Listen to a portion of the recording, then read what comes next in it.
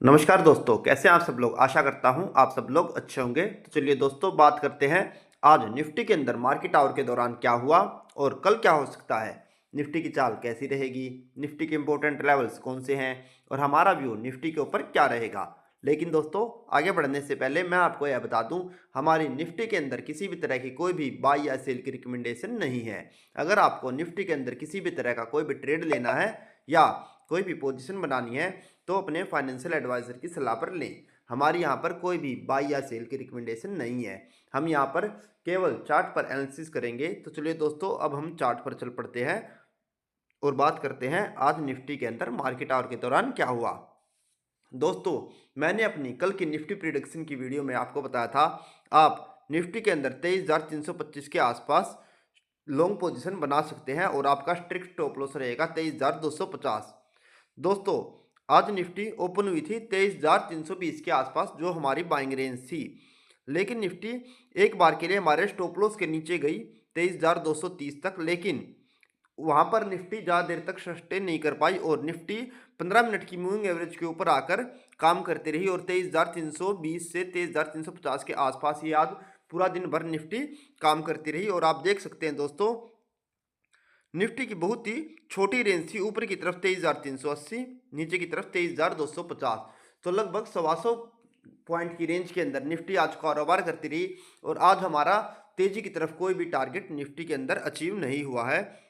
एक टाइम के लिए, बस 1 मिनट के लिए हमारा निफ्टी का स्टॉप लॉस हिट हुआ था। अगर जो किसी ने अपनी तेजी की पोजीशन को वहां पर एग्जिट कर दिया है तो अपनी तेजी की पोजीशन को दोबारा बना सकता है, क्योंकि निफ्टी अभी 15 मिनट की मूविंग एवरेज के नीचे सस्टेन नहीं हुई है और 15 मिनट की मूविंग एवरेज के ऊपर ही कारोबार कर रही है। जैसे कि आप देख सकते हैं, 23,360 के आसपास निफ्टी आज क्लोज हुई है।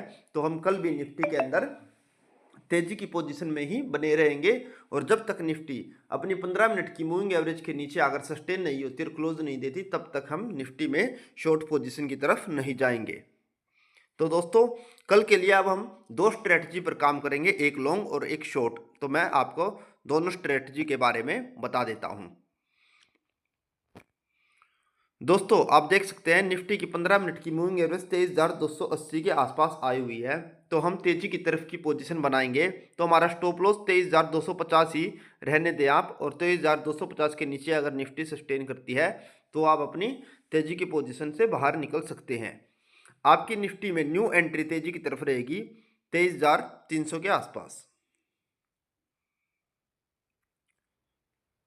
23,340। 23,340 से 50 की रेंज में आप निफ्टी के अंदर न्यू एंट्री ले सकते हैं और आपका स्ट्रिक्ट स्टॉप लॉस रहेगा 23,250। आप 23,300 से 350 के बीच में भी कहीं भी लॉन्ग पोजीशन बना सकते हैं और आपका 50 पॉइंट का लगभग स्टॉप लॉस हो गया। और ऊपर की तरफ के टारगेट की बात की जाए तो आपका पहला टारगेट रहेगा 23,460 रुपये और दूसरे टारगेट की बात करें तो 23,550। तो तेजी के लिए दोस्तों, आपके लिए कल के ये दो टारगेट काफ़ी रहेंगे।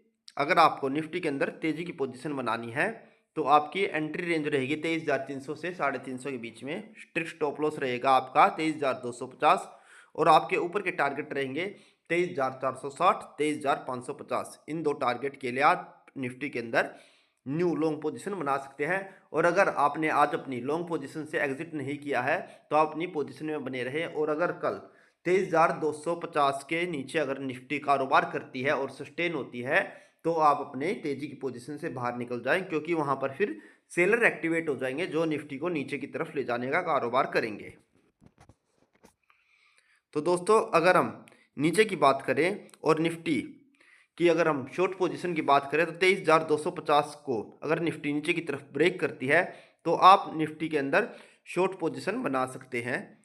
लेकिन 23,250 के नीचे निफ्टी सस्टेन होनी चाहिए कुछ समय के लिए। तो आपके नीचे के टारगेट मैं बता दूं, पहला टारगेट रहेगा आपका 23,140 रुपये। 23,140 निफ्टी का पहला टारगेट रहेगा अगर जो निफ्टी 23,250 को नीचे की तरफ ब्रेक करती है। और दूसरे टारगेट की बात करें तो वो रहेगा 23,000। तो आप दोस्तों निफ्टी में नीचे की तरफ के दो टारगेट के लिए काम कर सकते हैं। अगर निफ्टी 23,250 को नीचे की तरफ ब्रेक करती है तो आप निफ्टी के अंदर शॉर्ट पोजीशन बना सकते हैं और उनके लेवल रहेंगे और टारगेट रहेंगे 23,140 और दूसरे टारगेट की बात करें तो वो रहेगा 23,000।